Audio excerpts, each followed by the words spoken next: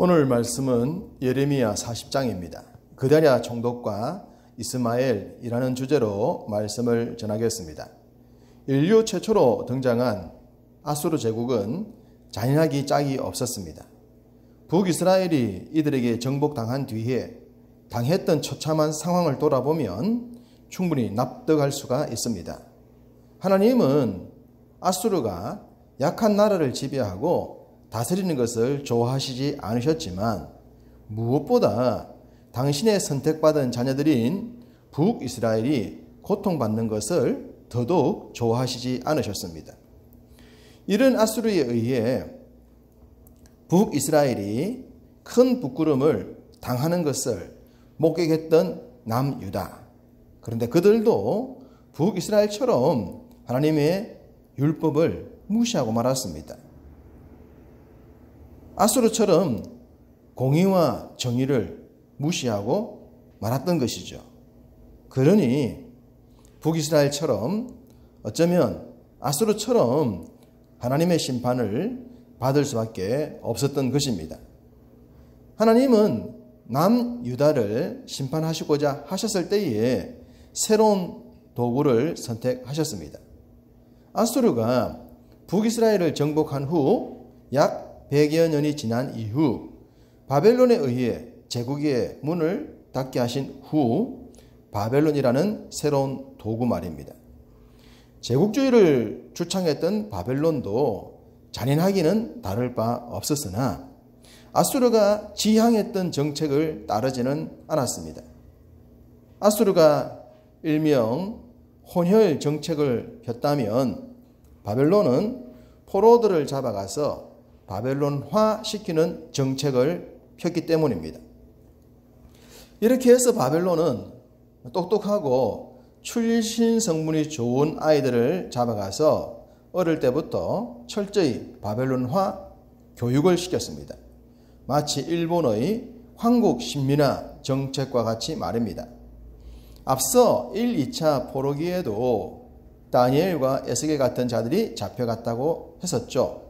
그렇지만 어린 다니엘과 그의 친구들은 바벨론 교육을 흡수하면서도 율법을 버리지 않음으로 인해 새로운 이스라엘을 재건하는 데 특별하게 쓰임을 받았었습니다. 물론 바벨론에 포로로 잡혀갔던 자들은 모두 귀족 출신의 어린 아이들만은 아니었습니다. 바벨론의 제국 유지를 위해 필요한 인력들도 많이 잡혀갔겠죠. 특별히 기술자들 같은 경우는 바벨론에서 죽을 때까지 바벨론을 위해 부속품처럼 사용이 되었을 것입니다. 이런 자들은 고국 예루살렘에서 마음껏 하나님을 섬기면서 자유를 누렸던 시간들을 흠모했을 것입니다. 그러한 모습을 기록한 것이 시편 137편입니다. 1절을 보시면 우리가 바벨론의 여러 강변 거기에 앉아서 시온을 기억하며 울었도다. 아마도 많이 울지 않았겠습니까? 그러면서 그때가 좋았지, 한없이 좋았지, 그러나 이젠 꿈이야 라면서 한탄했을 것입니다. 느부갓네살 왕은 포로를 잡아가는 일을 느부사라단이라는 사령관에게 맡겼다고 1절은 말씀합니다. 느부사라단에 의해 바벨론에 끌려가는 무리들 가운데 예레미야도 포함이 되어 있었습니다. 39장 11절 앞선 구절을 보시면 느부갓네살은 느부사라단에게 예레미야를 특별하게 대우하라고 했었습니다. 그렇지만 일단은 잡혀가는 무리들 중에 포함이 되었던 것 같습니다. 이렇게 잡혀갔던 무리가 라마라는 곳에서 잠깐 쉬어가지 않았을까 싶습니다. 이곳의 라마는 성경에 나오는 몇 곳의 지명 중 아마도 베냐민 지파에 속한 곳으로 보입니다. 베냐민은 유다 지파와 가장 근접한 지파였기에 예루살렘에서 그렇게 많이 온 곳은 아니었습니다. 그곳에서 느부사라단은 예레미야를 부릅니다. 그리고 지금까지 바벨론에 의해 예루살렘이 정복되는 과정에서 예레미야가 했던 예언과 자신들에 의해 성취되었던 일들을 말합니다. 그런 후에 우리와 함께 바벨론으로 가면 최고로 대접을 해주겠다. 함께 가겠느냐? 라고 물었고, 아니라면 내가 원하는 대로 이곳에 남겠느냐? 라면서 우리가 새롭게 예루살렘의 총독으로 지명한 그다랴에게로 갈 것인지를 선택하라고 합니다. 하나님은 이미 예레미야가 사역을 시작할 때부터 현재의 이러한 상황에 대해서 말씀을 하셨습니다. 예레미야 1장 19절을 보시면 그들이 너를 치나 너를 이기지 못하리니 이는 내가 너와 함께하여 너를 구원할 것임이니라 여호와의 말이니라. 이 약속의 말씀처럼 예레미야는 보호를 받았고 더하여 적군의 사령관으로부터 원하는 곳을 선택할 수 있는 기회까지 받습니다. 선택의 기로에 선 예레미야는 얼마든지 자신이 원하는 더 좋은 곳을 선택할 수 있었지만 황폐한 땅 예루살렘에 남기로 결심합니다. 그리고 새로운 총독인 아히감의 아들 그다랴 곁에서 생활을 하게 됩니다. 비록 버려진 땅이지만 이곳엔 여전히 불쌍하게 남겨진 자들이 있었기 때문에 그들을 위한 사역도 필요했을 것입니다. 그다랴가 바벨론에 의해 예루살렘의 새로운 총독이 되어 다스리게 되었다는 소문은 주위에 금세 퍼지게 되었고, 그 소식을 들은 들에 숨어 있었던 군대 장관들과 관직에 있었던 자들이 그다랴에게로 몰려들기 시작을 합니다.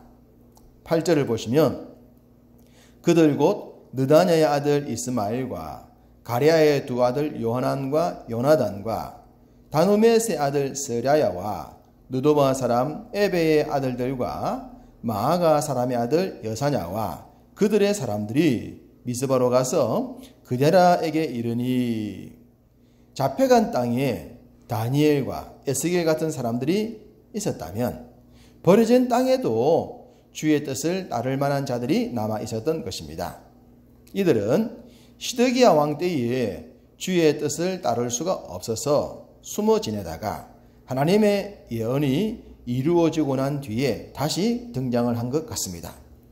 그런데 이들 중에도 하나님의 뜻을 온전히 따르지 않는 자들이 들어 있었습니다. 이미 예레미야를 통한 하나님의 예언이 명확하게 응했음에도 불구하고 자신들의 뜻만을 고집하는 사람들 말입니다. 그 대표적인 사람이 느다냐의 아들 이스마엘이었습니다.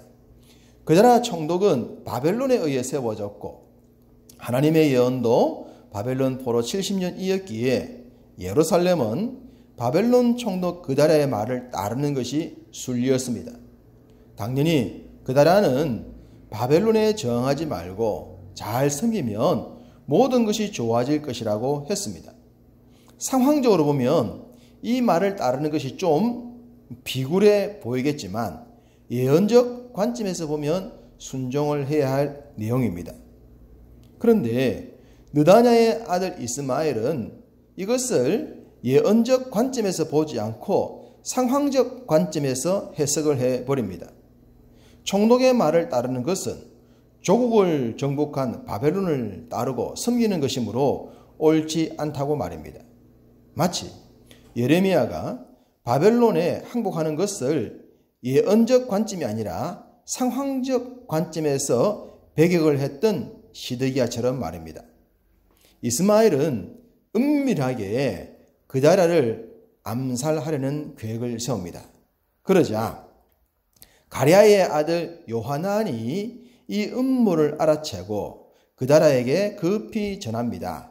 14절 그에게 이르되 암몬 자손의 왕 바알리스가 내 생명을 빼앗으려 하여 느다냐의 아들 이스마엘을 보낸 줄 내가 아느냐 하되 아히감의 아들 그다랴가 믿지 아니한지라. 아마도 암몬 왕이 이스마엘에게 모종의 제의를 한 것 같습니다. 총독을 제거하면 상당한 것을 주겠다고 말합니다. 결국 이스마엘은 매수가 되었고 은밀하게 암살 계획을 세웁니다. 이렇게 암몬과 이스마엘에 의해 암살 계획이 진행될 때에 그다라는 그러한 정보를 믿지 않습니다. 아마도 바벨론이 지명한 자신을 누가 해할 수 있겠는가? 라는 자만심과 많은 사람들이 자신을 지지하고 있는데 암살은 말이 되지 않는다고 오판했기 때문이 아닐까 싶습니다. 새로운 총독 그다랴의 방심, 느다냐의 아들 이스마엘의 오판, 가랴의 아들 요하난의 정확한 판단과 진언, 이들의 삶을 통해 우리의 삶을 진단해 볼 수 있겠습니다. 그러므로 지금이나 미래에도 부끄럽지 않을 선택과 결정, 정확한 판단, 이것이 이 시대를 살아가는 우리들에게 필요한 줄로 믿습니다. 오늘 하루 여러분의 삶이 하나님 보시기에 부끄럽지 않은 선택과 결정의 날이 되시기를 주님의 이름으로 축복합니다.